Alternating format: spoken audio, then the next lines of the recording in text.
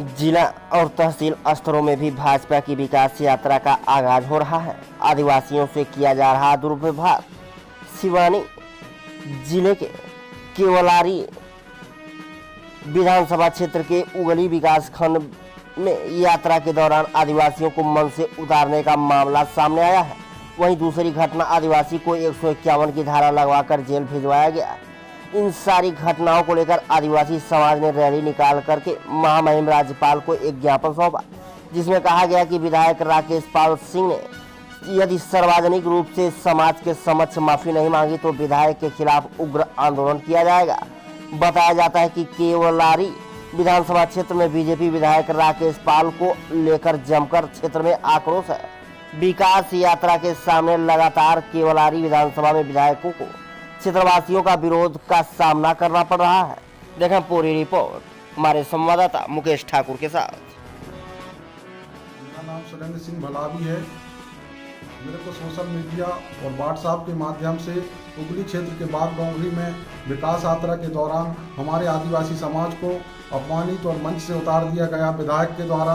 फिर दूसरी जो घटना है वो हमारे केवलारी विद्युत मंडल में पदस्थ हमारे समाज के गौरव जेई मुकेश कुमरे जी के द्वारा किसानों की समस्या का समाधान और विद्युत कार्य कर रहे थे और विकास यात्रा में न पहुंचने के कारण केवलारी के विधायक राकेश पाल जी के द्वारा निलंबित किया गया है।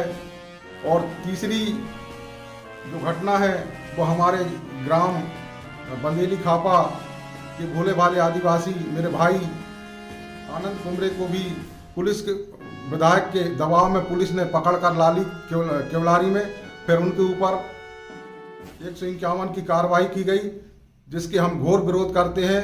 और हमारे माननीय विधायक राकेश पाल जी के द्वारा हम आदिवासियों को अपमानित, प्रताड़ित और निम्न कोटि का समझकर, कमजोर समझकर हमारे ऊपर अत्याचार, अनाचार करा रहे हैं।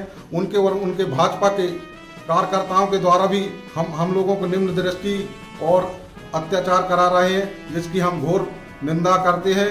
और हमारा सगा समाज इस घटना से जनाक्रोश है, जिसको लेकर हम ज्ञापन सौंपेंगे और हम सिवनी जिले में भी सड़कों में उतरकर इसका विरोध करेंगे।